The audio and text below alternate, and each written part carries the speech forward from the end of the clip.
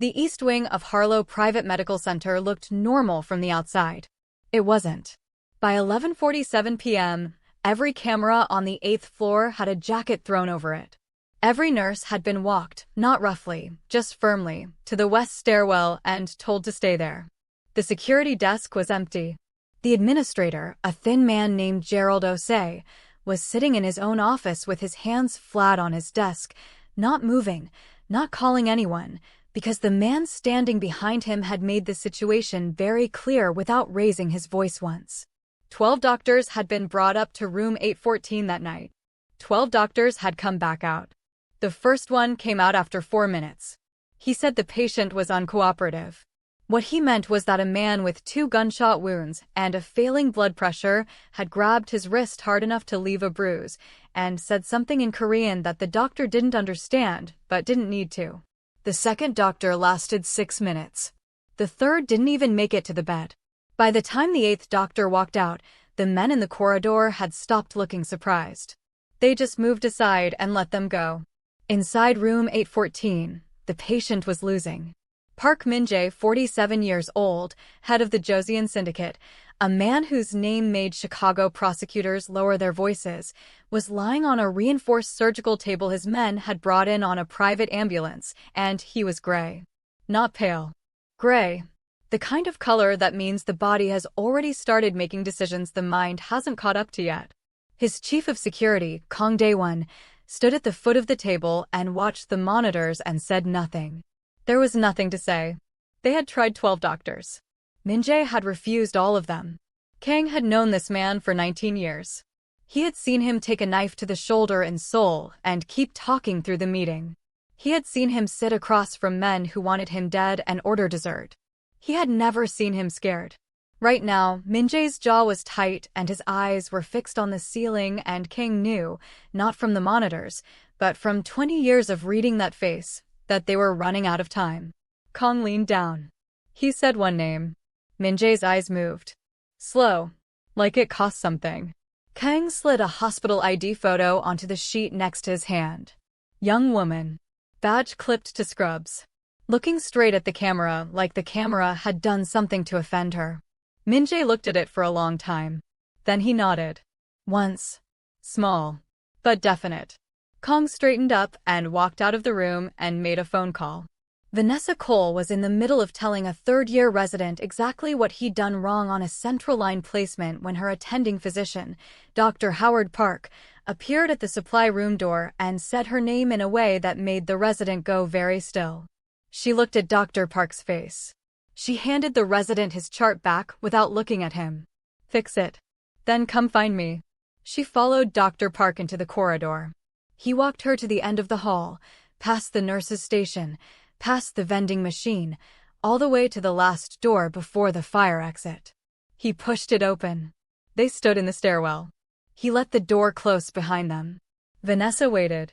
Dr. Park was 58 years old and had worked at Mercy General through 4 different hospital administrations and 1 very public malpractice lawsuit, and he was not a man who rattled easily.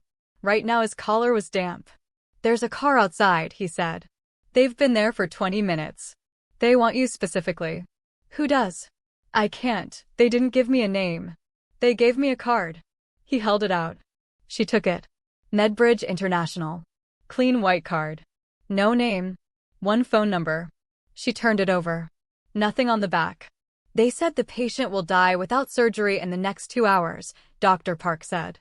They said you're the only one they're asking. Why me? Venessa. Why me, Howard? He opened his mouth. Closed it. Looked at the card in her hand. I don't know. She looked at the card for another 3 seconds. Then she put it in her coat pocket. Tell them I need 5 minutes to change. Dr. Park put one hand on her arm. You don't have to. I know. She pushed open the stairwell door and walked back into the corridor. The car was a black Suburban. No plates visible from the hospital entrance. The driver, a Korean man in his 30s who introduced himself only as Jean, opened the rear door and said nothing else the entire 11-minute drive. Venessa sat in the back and watched the city move past the window. She had her hospital badge around her neck and her phone in her coat pocket and the Medbridge card beside it. That was all she brought. She wasn't thinking about what she was walking into. She was thinking about the central line. The resident had gone too steep on his angle of approach. She should have caught it earlier in the shift. Harlow Private looked like every other private medical facility on the north side at midnight. Quiet. Lit. Expensive landscaping. The lobby was normal. A receptionist who looked at her badge and then at his desk and did not look up again. An elevator that opened when Jean pressed no button that Venessa could see. 8th floor. The doors opened. The corridor was lined with men in dark suits standing the way men stand when they've been trained to stand, weight even, hands loose, not looking at anything in particular, seeing everything. Venessa walked forward. The first checkpoint. A man stepped into her path. Dr. Venessa Cole. Yes. He stepped aside. The second. Same thing. The third, a different kind of man. Bigger. Older. A face with a scar that ran from his left ear to his jaw that he didn't bother to hide. He looked at her for a moment that was 2 seconds longer than the others. "I'm Kong," he said. "I know who you are," she said. She didn't. But something in the way he was standing told her he was the one who'd made the phone call. He studied her. Then he said, "He's bad. Then stop talking to me and let me work. Before we dive in, are you watching this alone, or is someone right there with you? And where are you tuning in from tonight? Drop your location in the comments." Welcome to Afro Korean Confessions TV. Now rewind. Because to understand what happened in that room, you need to understand one night.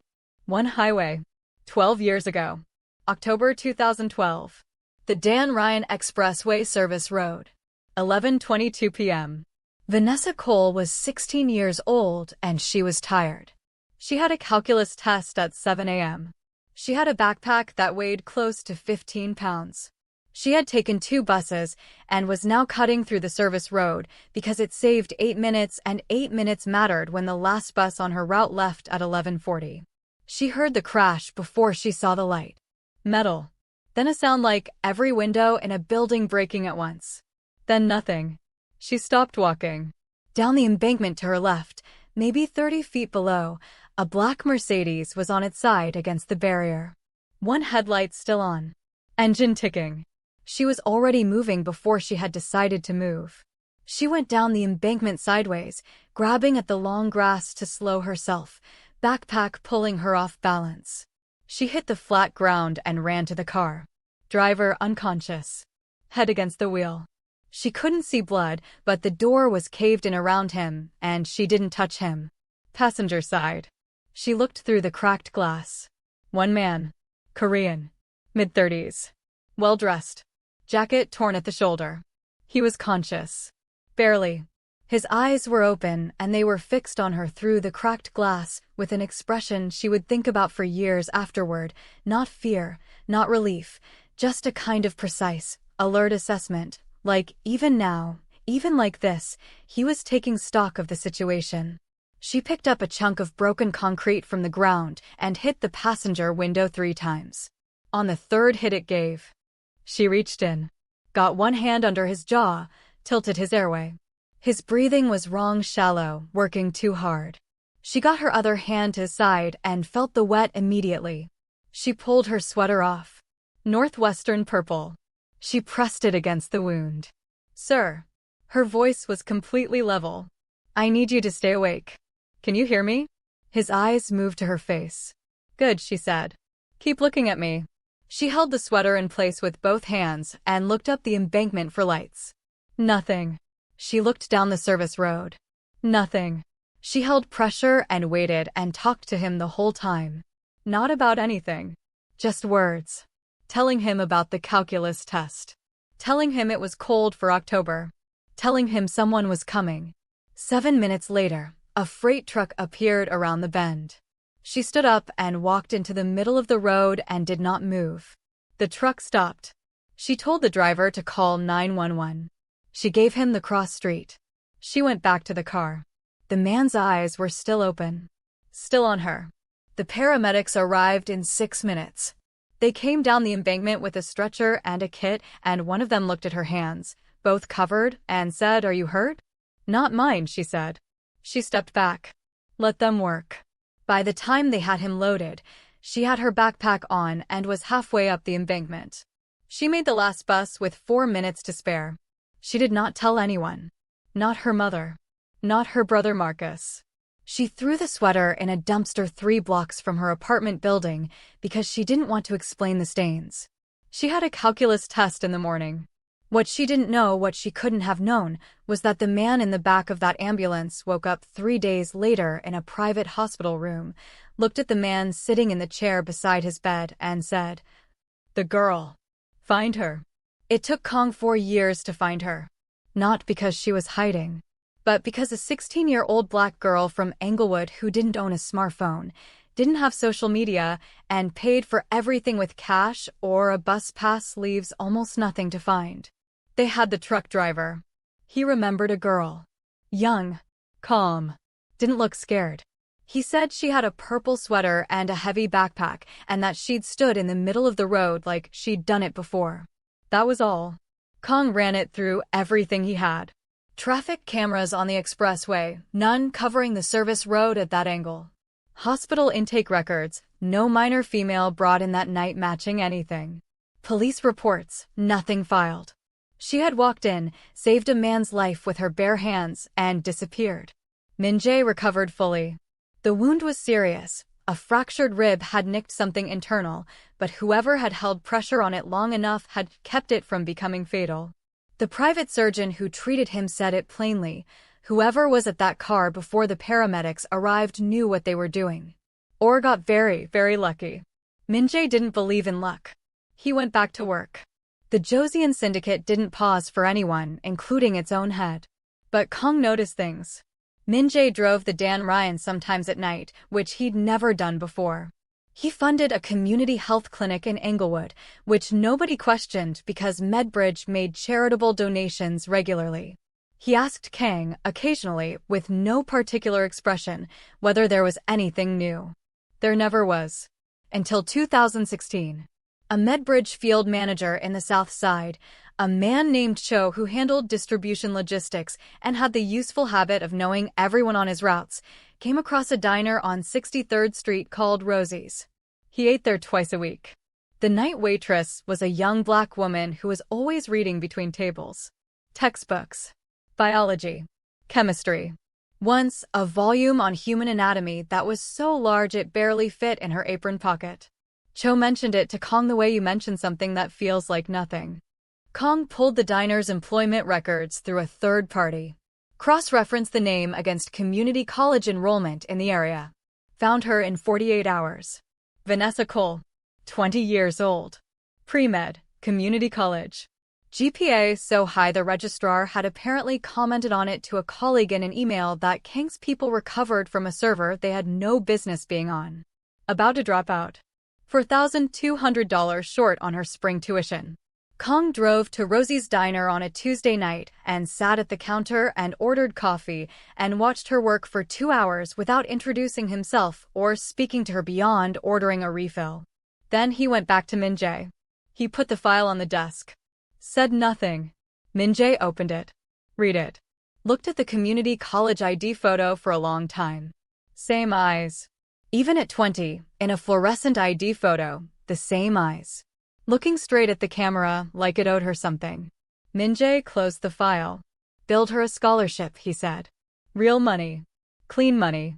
Structure it so it looks like it was always there. Does she know it's from us? No. Do we make contact? Min-jae looked at the window. No. Kong waited. She almost died going down that embankment, Min-jae said. He wasn't looking at Kong. She could have fallen. She could have been hit by another car on that road. She was 16 years old with a backpack full of school books, and she went down that embankment in the dark to pull a stranger out of a car. He paused. She didn't do it for anything. She did it because he was there. Kong said nothing. Don't tell her, Min-jae said. She'll give it back. The Cole Northwestern Merit Foundation was incorporated in March 2016. Fully endowed. Legitimately structured. Run through a clean nonprofit arm of a company 3 layers removed from Medbridge. The letter arrived at the Cole apartment on a Thursday. Venessa came home from her closing shift at Rosie's at 11 p.m. to find her mother, Linda, sitting at the kitchen table with the letter in both hands and her face doing something Venessa hadn't seen it do in a long time. Linda Cole did not cry easily. She had raised 2 children on 2 jobs in Englewood, and she had learned early that falling apart was a luxury she couldn't afford. But she was crying now. Not loudly. Just sitting there with the letter and her shoulders moving. Venessa took the letter. Read it. Full scholarship. Northwestern. Room, board, books, living stipend. Beginning the following semester. She read it again. She looked at her mother. Linda said, "God sent this." Venessa didn't say anything. She sat down across from her mother at the kitchen table, and they stayed there for a while in the kitchen with the light on and the letter between them. She assumed it was a diversity grant. She was too tired and too grateful to question it. She quit Rosie's the following week. She gave her regulars 2 days' notice and showed up for every one of her remaining shifts and did not accept tips on her last night even though 3 tables tried. She enrolled at Northwestern in January. Kang received quarterly reports on her progress from a contact inside the university's administrative office. He summarized them for Min-jae in 1 page or less. Min-jae read each one and filed it and said nothing. In her 2nd year, a professor in her program, a man named Dr. Ellis Carr, filed a formal academic complaint against her. The complaint was vague. The language in it was the kind of careful, institutional language that is designed to be difficult to argue against. It had the potential to derail her year. Min-jae read the summary. "Handle it," he said. Kang handled it. The complaint was withdrawn within a week. Dr. Carr developed a sudden enthusiasm for a research fellowship in Vancouver that he hadn't applied for but was very glad to accept. Venessa never knew the complaint existed. In her 4th year, a fellow student, a man named Whitfield who would later become her colleague at Mercy General, attempted to have her application to a prestigious New York residency program lost. Not lost accidentally. Lost deliberately, through a contact he had on the admissions committee. Kang found out in 11 days. The contact on the admissions committee retired early. Venessa's application was not in the New York program system, but it was in Mercy General's. And Mercy General, it turned out, was exactly where she needed to be. Min-jae read the quarterly report the following month. Read the part about Mercy General. Set the page down. Kang watched him. "She's going to be good," Min-jae said. It wasn't a question. It was the kind of statement a man makes when he's been watching something from a distance long enough to be certain. Kang agreed. He had read the reports too. What neither of them said, what sat in the room between them without being named, was that for a man who trusted almost no one and protected almost nothing, Park Min-jae had been quietly, carefully, completely devoted to the future of a young woman who didn't know he existed. Kang had worked for him for 19 years. He had never seen him do anything like it. He never asked why. He already knew. He had been there that night in the private hospital room. He had watched Min-jae look at his own hands 3 days after the crash, like he was checking whether they were still there. A 16-year-old girl had decided he was worth saving. That was not a small thing to a man like Park Min-jae. That was everything. Venessa pushed through the hors d'oeuvres, and the first thing she did was look at the monitors. Not the man. The monitors. Heart rate, 48. Blood pressure, 74/40. Oxygen saturation, 91 and dropping. The waveform on the cardiac monitor was doing something it shouldn't, a pattern she recognized from a trauma case 2 years ago that had ended badly before she got there. She moved to the table. Park Min-jae was gray in the way that means the body has already started rationing. His breathing was shallow and working too hard, and his hands, which were large and looked like they had broken things and built things in equal measure, were limp at his sides. There was a second person in the room. An anesthesiologist. Korean woman, early 40s, already scrubbed, standing at the head of the table with the expression of someone who had been terrified for the past 3 hours and was now trying to look professional about it. "Dr. Kim," Venessa said, reading her badge. "Yes. What's his blood type?" "Be positive. We have 4 units. Get 2 more. Where's the imaging?" Dr. Kim pointed at a screen mounted on the wall. Someone had already loaded it. Venessa crossed to it. "Abdominal CT." She looked at it for 45 seconds without speaking. The entry wound was low on the left side. The bullet had traveled at an angle. She could see the path on the CT, and it had done what she thought it had done. Nicked the hepatic artery. Not severed. Nicked. Which meant it had been bleeding slowly and consistently for hours, and the previous attempts at field treatment had not helped. The second bullet had gone through the shoulder. Clean entry and exit. That one wasn't the problem. The problem was the abdomen. The problem was that he had maybe 90 minutes left, probably less, and the two men standing in the corners of the room with their hands in front of them were not helping anything. She turned around. Everyone who is not Dr. Kim leaves this room right now. Nobody moved. She looked at the two men in the corners. Then she looked at the door. Kong was standing in the frame. Mr. Kong. He looked at her. Your men. Out. 3 seconds. Then Kong said one word in Korean and both men moved to the door without looking at the patient. Kang himself didn't move. Venessa looked at him. You too. Something passed across his face. Not offense. Something more like evaluation. He was deciding whether she meant it. She held his eyes and waited. He stepped back from the door and let it close. She scrubbed in fast. Told Dr. Kim to push the first unit of blood now and have the second ready. She pulled on gloves and adjusted the overhead light. It was positioned wrong, angled too far right, and she moved it herself rather than asking because it was faster. Then she looked at the man on the table. Up close, he looked different than the CT made him look. He looked like someone who had spent a long time being the most controlled person in any room he walked into and was now experiencing, for perhaps the first time in years, the specific humiliation of being completely out of control. His eyes were open. She hadn't noticed from across the room. He was looking at her. Not at the ceiling. Not at the monitors. At her. I'm Dr. Cole, she said. She wasn't sure why she said it. She never introduced herself to unconscious patients, and he was close enough to unconscious that it barely mattered. I'm going to fix this. His jaw moved. He was trying to say something. Don't, she said. Save it. His jaw stopped. His eyes stayed on her. She picked up the first instrument and went to work. Kong stood in the corridor outside the OR with his hands clasped in front of him and did not speak for a long time. Min-jae's inner circle, 4 men, all of whom had been with the syndicate for more than a decade, stood along the wall. They were not men who showed things on their faces. But the corridor was very quiet and had been quiet for a long time, and quiet, in their line of work, was either very good or very bad. One of them, a younger man named Seo, who handled logistics and was the only one of them who had ever asked Kong a personal question, said quietly, "Who is she?" Kang didn't answer immediately. She's the reason he's still going to be alive tomorrow, he said finally. Seo looked at the OR doors. He trusts her. Yes. He doesn't trust doctors. No. Seo thought about that. How does he know her? Kong was quiet for long enough that Seo understood the answer wasn't coming tonight. Inside the OR, Venessa had been working for 22 minutes and had found exactly what the CT told her she would find, and 2 things it hadn't. The hepatic artery nick was real and she was managing it.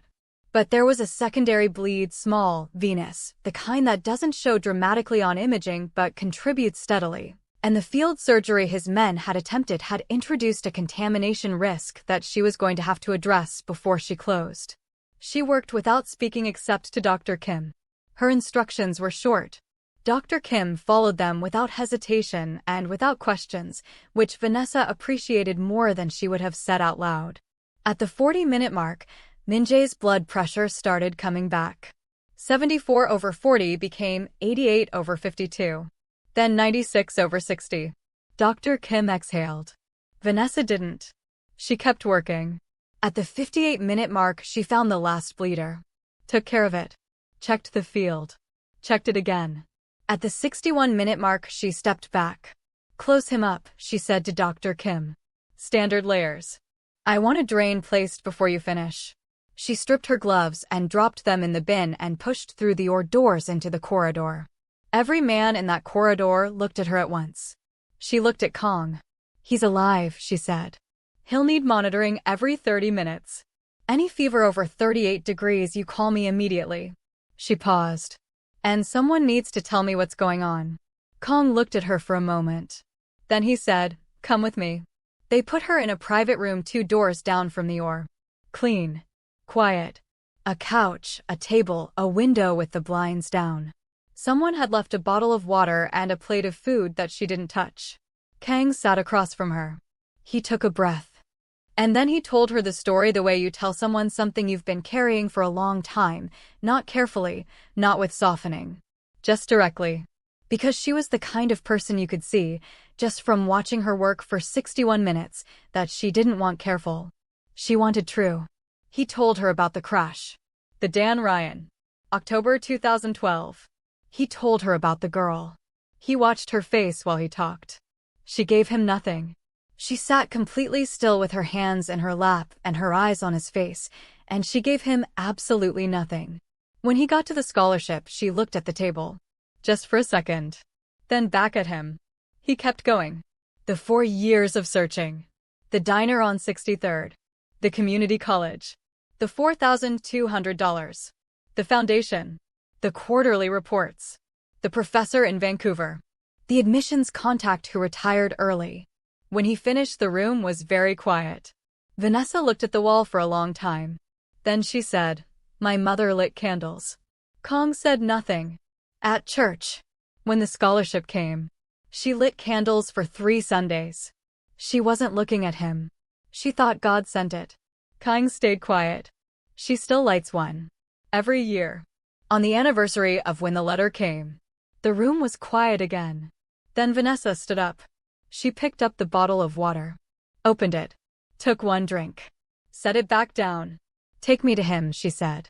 Min-jae was awake. Not fully. But enough. His eyes were open and tracking, and when the door opened, he turned his head toward it, slow, deliberate, the way a man moves when every muscle in his torso is reminding him of something. Venessa walked in alone. She'd told Kong to stay outside. He looked at her for a moment, and then stepped back from the door without arguing, which told her something about how Min-jae ran things, that the people around him had learned the difference between a decision and a discussion. She pulled the chair from the corner of the room and set it next to the bed and sat down. He looked at her. She looked at him. Neither of them spoke for almost a full minute. The monitor beeped. The drain was working. His color was coming back, still bad, but no longer the gray that meant something irreversible. She reached into her coat pocket and pulled out her phone. Opened the browser. She'd been searching while Kong talked, not visibly, just her thumb moving in her lap, and she'd found what she was looking for in under 4 minutes, because she was very good at finding things people assumed were hidden. She turned the phone around and held it up so he could see the screen. The Cole Northwestern Merit Foundation. Incorporation date. Single donor. The shell company name. The second shell company behind it. The third. Nedbridge International. He looked at the screen. Then he looked at her. She put the phone back in her pocket. "Talk," she said. His voice came out rough. Quiet. Like he hadn't used it in a while. "What did Kong tell you?" "Everything. Now I want to hear it from you." He was quiet for a moment.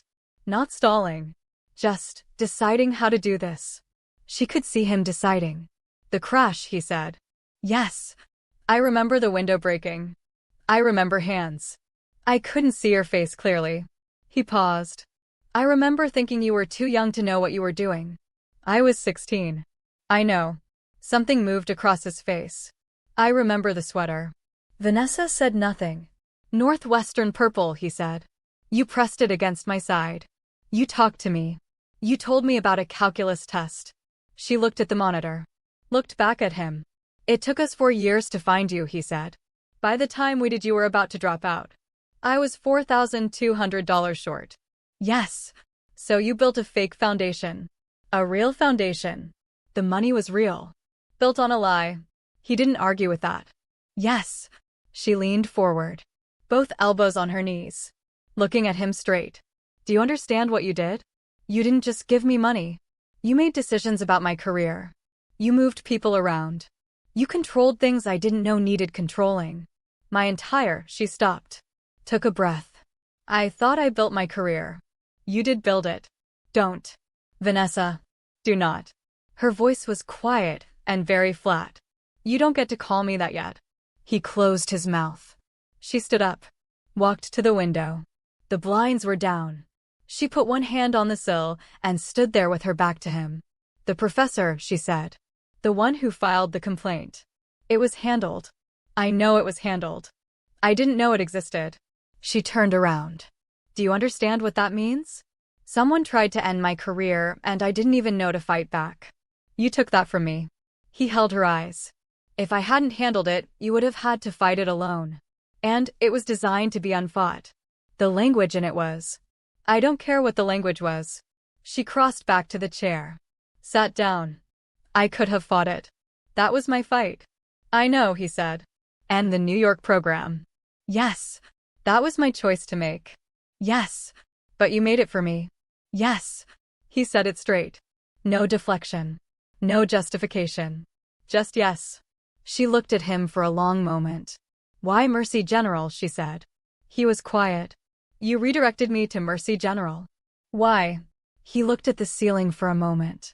Then back at her. Because it's in Chicago. Because I could, he stopped. Because I could see you from there. The room was quiet. Something shifted in her face. Not softening. More like a door opening just slightly before she decided whether to open it further. You watched me, she said. Yes. For 10 years. Yes. And you never once thought to just. She made a small gesture. Helpless almost. The first helpless thing she'd done since she walked into the building. Come and say thank you. He looked at her. And for just a moment, just a second, Park Min-jae, who had built an empire on never showing anyone what anything cost him, looked like something had cost him something. I thought about it, he said. I thought about it for 10 years. And you were building something clean. Something real. And I am, he looked at his hands on the sheet. What I am. Walking into your life and saying thank you would have meant walking into your life. I didn't want to do that to you. But you did it anyway, she said. Tonight. Yes. Because you were dying. Yes. She sat back in the chair. Arms folded. Looking at him. You're going to live, she said. Which means we need to figure out what this is now. Because you knowing who I am and me not knowing who you were, that's over. That's done. You understand? Yes. I have questions. I know. A lot of them. I know. She looked at him for another moment. Something between them had shifted, not resolved, not settled, but shifted. Like two tectonic plates that had been moving toward each other for 12 years had finally made contact. The pressure was enormous. But it wasn't breaking anything. Not yet. Get some sleep, she said. She stood up. I'll be back in the morning to check the drain. She was almost at the door when he said her name. Not Dr. Cole. Her name. Venessa. She stopped. Didn't turn around. Thank you, he said. For 2012. And for tonight. She stood at the door for a moment. Then she walked out without answering. But she didn't tell him not to call her that again. If this story has you hooked, hit that like button right now. Drop a comment telling us whose side you're on, Venessa's or Min-jae's. And if you're new here, subscribe to Afro Korean Confessions TV. We're just getting started. She came back in the morning. She told herself it was clinical. The drain needed checking. His temperature needed monitoring. It was a post-operative visit. That was all. She arrived at Harlow at 7:14 a.m. She had gone home at 3 a.m., slept for 3 hours, showered, and driven back across the city in her own car without calling anyone or telling anyone where she was going. Kong met her at the elevator. He had clearly not slept. His jacket was gone and his shirt was the same one from the night before, and there was something in his face that was different from last night, less guarded. Like the emergency had loosened something in him slightly. How is he, she said. Temperature is 37.4. Drain output is within range. He slept 4 hours. Blood pressure this morning. 108/68. She nodded. That was better. That was real improvement. I want to see the chart. He handed her a folder. She opened it and read it walking down the corridor, and Kong walked beside her, and neither of them spoke until they reached the door. She stopped outside it. Does he know I'm here, she said. No. She opened the door. He was sitting up. Not fully reclined. sitting up at about 40 degrees, which was more than he should have been managing this soon and which had probably cost him something to do, and he was looking at the window with the blinds still down. He heard the door and turned his head. When he saw her, something happened in his face that he didn't manage to cover in time. It was fast, less than a second, but she was standing right there and she caught it. It wasn't relief exactly. It was something quieter than relief. Something that had been waiting. She crossed to the bed, picked up his wrist, checked his pulse manually because she always did that regardless of what the monitor said. His pulse was steady, stronger than last night. She checked the drain, checked the dressing, pressed lightly on his abdomen in 2 places and watched his face when she did. He didn't flinch, but his jaw tightened on the second press. "That's going to be tender for 2 weeks," she said. "I know. You shouldn't be sitting up that far. I know." She adjusted the bed, brought it down to 30 degrees. He let her do it without arguing, which she noted. She pulled the chair over and sat down and opened the folder on her knee. "Your drain output is good," she said. "Temperature is acceptable. I want another blood panel this afternoon." She made a note. "You're going to need 4 antibiotics for at least 5 days. The contamination risk from the field surgery your men attempted." "I told them not to," he said. She looked up. "I told them not to touch it," he said. "They did it anyway. They were scared." She looked back at the folder. "They made my job harder." "I know. I'll speak to them." She made another note. Then she closed the folder and set it on the table beside the bed and sat back in the chair. "I looked up Medbridge this morning," she said. He waited. "Legitimate company. Real contracts. You supply medical equipment to 14 hospital systems in the Midwest." She paused. "Including Mercy General." "Yes. So the hospital I work at is supplied by a company you own." "One of several suppliers. We're not the primary." "That's not the point." "I know." She looked at him. "How much of my life is connected to you that I don't know about yet?" He was quiet for a moment. Honest quiet, not evasive, just actually thinking about the answer. "The scholarship. The foundation. Medbridge supplies your hospital. The 2 situations I handled during your training." He paused. "That's all." "You're sure?" "Yes." She studied his face. She was very good at reading people. It was one of the things that made her an exceptional trauma surgeon, the ability to assess quickly and accurately, and what she read on his face right now was something she hadn't expected. He was telling the truth.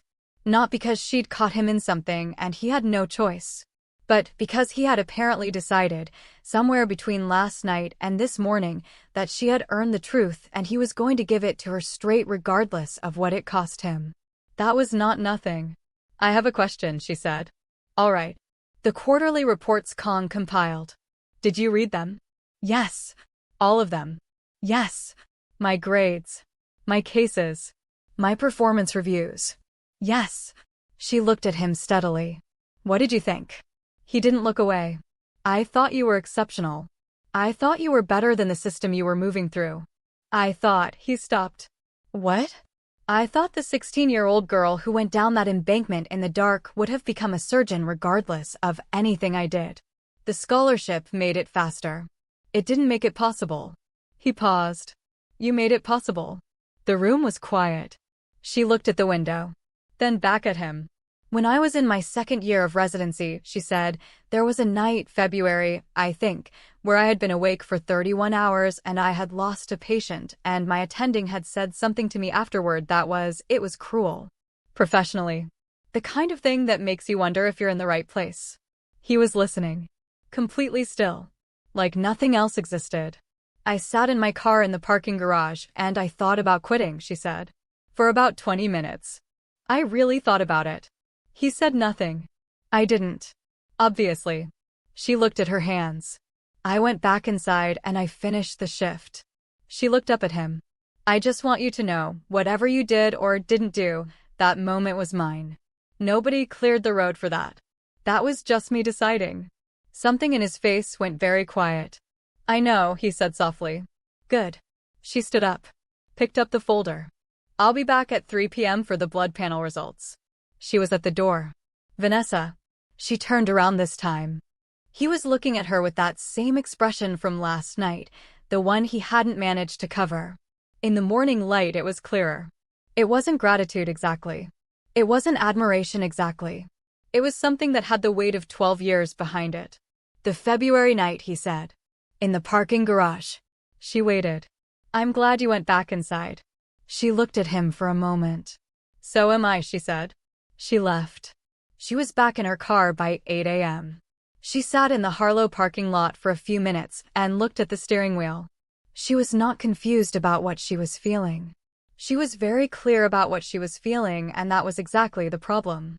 Because what she was feeling was not simple, and the situation was not simple, and the man upstairs was not simple, and she had a job and a career and a life that existed entirely separately from whatever this was. She started the car. She drove to Mercy General. She changed into her scrubs. She went to work. But for the first time in as long as she could remember, she spent a significant portion of her shift thinking about something that had nothing to do with medicine. She came back at 3 p.m. like she said she would. The blood panel was good. She reviewed it in 4 minutes, made 2 notes, adjusted 1 medication order, and was almost done with the clinical portion of the visit when Min-jae said, "Stay." She looked up from the chart. He made a small gesture. Restrained. Like he'd edited something larger down to that one word. For a few minutes. She looked at him. Then she pulled the chair over and sat down. She didn't say anything. He didn't say anything. The monitor beeped quietly. Outside in the corridor, someone walked past, and the footsteps faded. It was the most comfortable silence she'd sat in for a very long time. She stayed for 40 minutes. Neither of them mentioned it afterward. On the 3rd day, she brought coffee. Not from the hospital. From the place on Michigan Avenue that she went to on her days off, a small Ethiopian coffee shop run by a woman named Tigist who roasted her own beans, and who had been making Venessa's order from memory for 2 years. 2 cups. Black for her. She didn't know how he took his, so she brought sugar on the side. She told herself she was in the neighborhood. She was not in the neighborhood. Harlow was 20 minutes from Mercy General in the opposite direction from her apartment. She had made a specific trip. Kong saw the cups when she stepped off the elevator. He looked at them, looked at her face, looked back at his phone and said nothing, which was, she was beginning to understand, how Kang expressed approval. She pushed the door open with her shoulder. Min-jae was awake and sitting up, still at 30 degrees, which meant he'd listened, and he was on the phone. He saw her come in and said something short in Korean and ended the call. She set 1 cup on the table beside him. I didn't know how you take it, she said. Sugar's on the side. He looked at the cup. Then at her. He picked it up without adding anything and drank it black. She sat in the chair. Drank hers. How's the pain, she said. Manageable. That's not what I asked. 6, he said. Out of 10. That's too high for day 3. I'm adjusting your pain protocol. She made a note on her tablet. You should have said something yesterday. It was fine yesterday. Min-jae. She said his name without thinking about it, and then noticed that she'd done it and kept going. Hiding pain from your surgeon is not a personality trait. It's a liability. Something at the corner of his mouth moved. Almost. Noted, he said. She adjusted the protocol. They sat quietly for a moment. He was looking at the cup in his hand. She was looking at the drain output chart on her tablet. Tell me about MedBridge, she said. He looked up. The legitimate part, she said. How it started. He was quiet for a second. Like he was checking whether she was actually asking.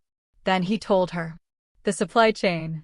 The gap he'd identified in Midwest hospital procurement. Hospitals paying inflated prices for basic equipment because the distribution networks were inefficient and nobody had fixed them. He'd fixed them. Not as charity. As business. But the effect was real, 14 hospital systems paying less for supplies, which meant more budget for staff and equipment and patient care. She listened. She asked 2 questions, specific, operational questions about logistics and supplier relationships, that surprised him enough that he answered them more fully than he'd intended. You know procurement systems, he said. I know what it looks like when a hospital has money and when it doesn't, she said. I've worked in both. He looked at her. What does it look like when it doesn't? Expired gloves that get used anyway. Equipment that needs calibrating that doesn't get calibrated. Nurses working short-staffed because nobody will approve the hire. She set the tablet down. It looks like patients who didn't have to die dying. The room was quiet. Medbridge has prevented some of that, he said. I know, she said. I looked at the data. She paused. That doesn't make everything else acceptable. No, he agreed. It doesn't. She looked at him. He was looking back at her in that way he had, direct, unhurried, like he had time to actually see what he was looking at. It was uncomfortable in the way that things are uncomfortable when they're real. What happens now, she said. With the people who shot you. His expression changed. Not dramatically. Just the openness from a moment ago became something more measured. That's being handled, he said. The Heichi clan. He went still. Kong told me, she said. Not everything. But enough. She leaned forward. Are they going to come back? Possibly. At you. Yes. At anyone connected to you. He looked at her directly. Venessa. Answer the question. He was quiet for a moment. It's possible, he said. That they learn your name. That they learn what you are too, he stopped. She waited. That they learn you were the surgeon, he said. She sat back. So I'm a liability now? No. I'm a loose end. Or leverage. Or both. Kang has people watching. I don't want people watching me, she said. I want to know what I'm walking into. That's all I've ever wanted. She stood up. I have a shift at 4. I'll be back tomorrow morning. Venessa. She stopped at the door. I won't let anything happen to you, he said. She turned around. He was sitting up straighter than he should have been for a man 3 days out of abdominal surgery, and his face was doing the thing she was starting to recognize, where the control slipped just enough to show what was underneath it. I know you mean that, she said. But you said that about my career too. And look how that went. She left. She drove to Mercy General. Changed. Started her shift. At 11 p.m., halfway through a trauma case, a car accident, 2 casualties, routine by her standards, her phone lit up on the scrub sink behind her. She couldn't answer it. She was sterile. She finished the case at 12:40 a.m. Checked her phone. Missed call. Kong. Then a text sent at 11:08 p.m. Don't go home tonight. Call me. She stared at the screen. She called. Kong answered on the first ring. What happened, she said. The Heichi clan knows your name, Kong said. They've been watching Mercy General since this afternoon. She walked to the window at the end of the corridor. Looked down at the street below. Normal. Cars. A man walking a dog. How do you know, she said. Because one of their people followed you from Harlow to Mercy General this morning, Kong said. We picked it up on our cameras at 8:14 a.m. She stood very still. Dr. Cole, Kong said. We have a car outside the hospital right now. I need you to let us take you somewhere safe tonight. She looked at the street below. The man walking the dog had stopped. He was standing on the corner looking up at the building. He wasn't looking at the building generally. He was looking at the window she was standing in. She stepped back from the glass. I'll be downstairs in 10 minutes, she said. If you're still watching, we need you to do 3 things right now. Like this video. Drop a comment telling us what you think the Heichi clan is planning. And subscribe to Afro Korean Confessions TV so you don't miss what happens next. It's about to get very real. Kong put her in a safe house on the north side. Not a dramatic place. That was the first thing she noticed. No guards visible from the street, no reinforced doors that looked like reinforced doors. Just a brownstone on a quiet block that looked like every other brownstone on the block. The kind of invisible that takes money and intention to achieve. The inside was clean. Functional. A bedroom, a kitchen, a living room with the blinds already down. Someone had stocked the refrigerator. There were clean clothes in the bedroom closet in approximately her size, which was either thoughtful or unsettling depending on how she looked at it. Kong showed her the locks. Showed her the secondary exit through the kitchen. Gave her a phone, a clean one, he said, meaning no one could trace the number. There's someone outside, he said. You won't see him. But he's there. I want to talk to Min-jae, she said. He's being moved tonight. Different location. Precaution. Is he stable enough to be moved? Dr. Kim is with him. That's not what I asked. Kong looked at her. He refused to go until we confirmed you were here. She said nothing to that. She set her bag down on the kitchen table and sat in one of the chairs and looked at the clean phone. "The man on the corner," she said. "Outside the hospital. We have him." "What does that mean?" "It means he's no longer a concern for tonight." She looked at Kong. He held her eyes without shifting. "I'm not going to ask you to explain that," she said. "That's probably wise," he said. He left at 2 a.m. She heard the front door lock from outside. She sat at the kitchen table for a while. Not moving. Not looking at her phone. Just sitting with the particular quality of silence that a city makes at 2 a.m. Not quiet exactly, but a different frequency of noise. Distant. Removed. She thought about her mother. Linda Cole lived 12 minutes from Mercy General in the same apartment they'd grown up in. She'd refused to move when Venessa offered to find her something better, because she said the neighborhood needed people who stayed. She lit a candle every year on the anniversary of the scholarship letter. She had a photograph of Venessa in her surgical scrubs on the wall next to the front door, positioned so it was the first thing she saw when she came home. Venessa picked up the clean phone and called her. 3 rings.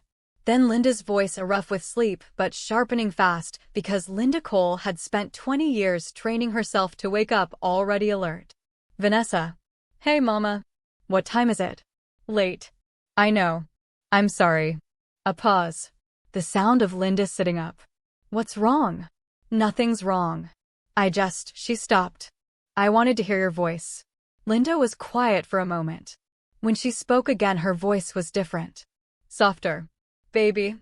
"What happened?" "Nothing I can't handle." "That's not the same as nothing." "No," Venessa said. "It's not." They stayed on the line for a few minutes.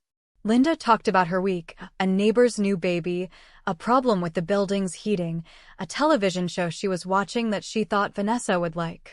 Ordinary things. The kind of ordinary that felt, at 2 a.m. in a safe house with the blinds down, like the most valuable thing in the world. Before she hung up, Linda said, "You know I pray for you every day." "I know, Mama. God's got you." Venessa looked at the wall. Thought about a man in a hospital bed who had built a foundation and called it an act of faith and never signed his name to it. "I think maybe he does," she said. She slept 4 hours. Woke at 6 a.m. Made coffee with what was in the kitchen and stood at the counter and thought about the situation with the clarity that comes from having processed something in your sleep whether you wanted to or not. The Heichi clan had followed her, which meant they knew what she looked like, where she worked, and that she mattered to Min-jae. That last part was the problem. Not because it was true. She was beginning to understand that it was very true and had been true for a long time, but because the reason it made her a target was the same reason it was becoming harder to be purely clinical about any of this. She mattered to him. The quarterly reports. The scholarship. The professor in Vancouver. Staying on the phone until Kong confirmed she was safe before agreeing to be moved. She mattered to him in the specific way that only happens when someone has been paying attention for a very long time. She drank her coffee and did not let herself think about what she felt about that. Not yet. There were more immediate problems. At 8 a.m. the clean phone rang. She answered it. Min-jae's voice. Clearer than yesterday. Stronger. "Are you all right?" he said. "I'm fine." "The safe house." "It's fine." "Where are you?" "Different location." "Kang's handling it." "How's your pain?" A pause. 5. "Better than yesterday." "Yes." Silence for a moment. Not uncomfortable. The same quality of silence as the 40 minutes they'd sat together on day 2. Like they had both independently discovered that being in the same quiet was easier than either of them had expected. "I need to go back to work," she said. "I have patients." "I know. I can't stay in a safe house indefinitely." "I know that too." "So what's the plan?" He was quiet for a moment. "We're working on it." "That's not a plan. That's a status update." She set her cup down.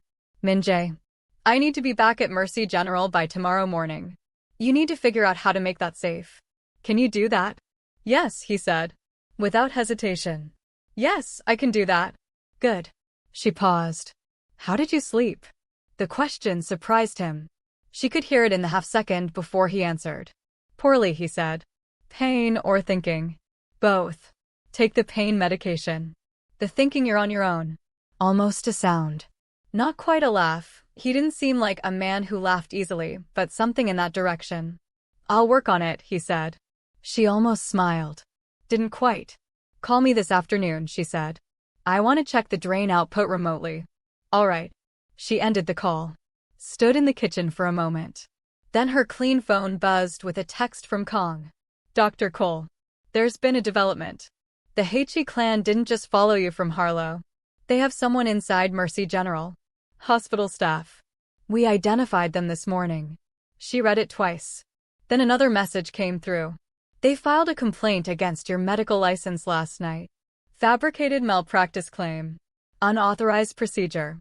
Undisclosed location. The hospital board meets at 9 a.m.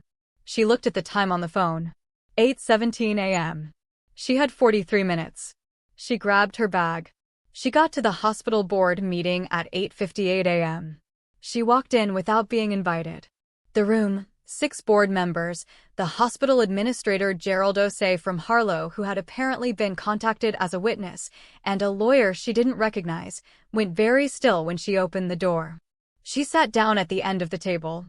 "I understand there's a complaint against me," she said. "I'd like to hear it." The lawyer started talking. The language was exactly what Min-jae had described: careful, institutional, designed to be difficult to argue against. Unauthorized procedure performed at an unlicensed facility on an unidentified patient. Potential HIPAA violations. Potential criminal liability. She listened to all of it without interrupting. When he finished, she looked at the board member directly across from her. A man named Dr. Ellison, silver-haired, 60-something, the kind of man who had been on this board long enough to believe the board was his. She looked at him for a long moment. She had done her research at 6 a.m. It had taken her 27 minutes. "Dr. Ellison," she said. "Before we continue, I'd like to ask you a question." He looked at her with the specific condescension of a man who has already decided the outcome of a meeting. "How long have you had a financial relationship with a company called Heichi Medical Supply?" she said. The room went very quiet. Ellison's face did something complicated. "Because I have the wire transfer records," she said. 18 months of them. "And I have the correspondence." She set her phone on the table face up. "Would you like me to read it to the room? Or would you like to table this complaint and we can all go back to work?" Nobody spoke. Ellison looked at the lawyer. The lawyer looked at the table. Venessa stood up. "I have a patient at 9:30, she said. "I'll see myself out." She walked to the door. Behind her, Dr. Ellison said her name. Sharp. The way people say things when they're scared and trying not to show it. She stopped. Turned around. "You should know," she said quietly, "that copies of everything I just described have already been sent to the Illinois Medical Board. So whatever you're about to say, think carefully about whether it's worth it." She left. Her badge was reactivated by 9:15 a.m. She was in the middle of a trauma case at 2 p.m. when Kong called the hospital's main line and told the charge nurse it was a medical emergency. The charge nurse, who had worked with Venessa long enough to know she didn't leave active cases for anything, knocked on the door anyway. Because something in the man's voice made her knock. Venessa looked up from the table. "Dr. Cole. There's a call. They said it's about your patient from Harlow." She looked at the resident across the table. He was 3rd year. "Good hands. Steady. Finish the closure," she said. "Standard layers. Don't rush it." She stripped her gloves and walked out. Kong was at the nurse's station in person by the time she got there. He had driven across the city in, she checked the time, 19 minutes, which meant he had left the moment he called. She read his face before he said anything. "What happened?" she said. "Post-surgical complication," he said. "Infection." It moved fast. "It started 2 hours ago and it's already." "Which site?" "The hepatic repair." She was already moving toward the locker room. "Where is he?" "We need to move him back to Harlow." He refused. She stopped. Turned around. "What?" He said he'll only go if you're there. Kang's face was carefully neutral. He said Dr. Kim can manage the transport, but he won't go into another or without. He's running a temperature and refusing medical transport because she stopped. Looked at Kong. "How high is the fever?" 38.9 when we last checked. 40 minutes ago. She did the math. Fast. 38.9 and rising, hepatic repair site, day 6 post-surgery. The contamination risk she'd flagged in the original operation that she'd managed but not eliminated. Get the car, she said. He looked worse than day 1. Not the gray. The gray was different this time, more fever than blood loss, a hot kind of pale, but his eyes were tracking, and when she came through the door he exhaled in a way that he probably didn't mean for anyone to see. She was already checking the site before she spoke. I told you, she said. Any fever over 38 degrees, you call immediately. It was 37.84 hours ago. That is not 38. That is below 38. Why didn't you call? Because it was below 38. She pressed 2 fingers along the repair site. He made no sound, but his hand on the sheet closed into a fist. That's infected, she said. We need to go back in. Minor procedure. I can manage it here if the equipment. It's here, Kong said from the door. Everything you need. She looked at Dr. Kim, who had appeared at Kang's shoulder. Set it up. I want to go in within the hour. Dr. Kim moved. Venessa straightened up. Looked at Min-jae. He was looking at her with that expression, the one he'd stopped trying to cover sometime around day 3. You're going to be fine, she said. I know, he said. You're here. She looked at him for a moment. That's a lot of pressure to put on one surgeon, she said. You handle pressure, he said. I've read the reports. Something moved across her face. Not quite a smile. Close. Go to sleep, she said. Dr. Kim is going to sedate you. Venessa. She stopped. The board meeting this morning, he said. Kong told me what you did. It's handled. You did it yourself. Yes. You didn't wait for us. No. She looked at him steadily. I told you. My fights are mine. You can hand me information. You don't get to fight them for me. He held her eyes. I understand that now. Good. She moved toward the door. Now let Dr. Kim do her job. Venessa. His voice was quieter this time. The fever was pulling at him. When this is over. When this is over, we'll talk, she said. Right now you need to focus on not dying again. You're very bad at that. He made the sound again. The one that wasn't quite a laugh. She went to scrub in. The procedure took 38 minutes. Clean, targeted, exactly what she'd anticipated. She drained the infection site, irrigated thoroughly, placed a new drain, reinforced 2 sutures that had shown early signs of stress. She worked with the particular economy of someone who had already been inside this body once and knew the geography. When she came out, Kong was in the corridor. He looked at her hands. He's fine, she said. He'll sleep for a few hours. I want someone checking his temperature every 20 minutes. Of course. She pulled off her cap and walked to the end of the corridor. Stood at the window. Outside it was getting dark, that specific Chicago winter dark that comes fast and heavy and turns the city into a grid of lit windows against black. She stood there for a moment. Kang appeared beside her. He stood there too, looking out. He's different, Kong said. Since you. She didn't answer. In 19 years, Kong said. I have never seen him wait for anything. He decides and it happens. The night they told him you were in the safe house, he didn't sleep. He sat in the chair and waited for my call. He paused. He hasn't done that for anyone. She looked at the city. Kong, she said. What does he do? Specifically. To the people who threaten the people she stopped. Chose her words. To the people he considers his. Kong was quiet for a moment. Whatever is necessary, he said. She nodded slowly. And the Heichi clan. Being handled. You keep saying that. It keeps being true. She looked at the city for another moment. Then she turned and walked back down the corridor and into Min-jae's room and sat in the chair beside his bed. He was sedated. Breathing evenly. The fever monitor was already coming down, 38.4, better, moving in the right direction. She sat there in the quiet and looked at his face. Asleep he looked different. Not softer exactly, the structure of him didn't change, but the control that he wore like a second skin when he was awake was gone, and what was underneath it was something more human. Something that had been through things and was tired and was, despite everything, still here. She reached out and checked his pulse manually. Steady. Stronger than an hour ago. She kept her fingers there for a moment longer than was clinically necessary. Then she sat back in the chair. She pulled out her phone, her real one, and opened her messages and typed a text to her mother. I'm okay. I'll explain soon. Love you. Linda responded in under a minute. I know you are. I lit a candle today. Love you more. Venessa looked at the message for a moment. Then she put her phone away. She was still in the chair 2 hours later when he woke up. He surfaced slowly, the way people come out of sedation, incremental, the eyes opening before the face catches up. He lay still for a moment. Then he turned his head. She was sitting with one leg crossed over the other and her arms folded and her head tilted back against the chair in a way that suggested she'd been there long enough to get comfortable whether she meant to or not. He looked at her for a moment. You stayed, he said. His voice was rough from the sedation. I wanted to monitor the temperature drop. Of course. It's at 37.9 now. Acceptable. Of course. She looked at him. He looked at her.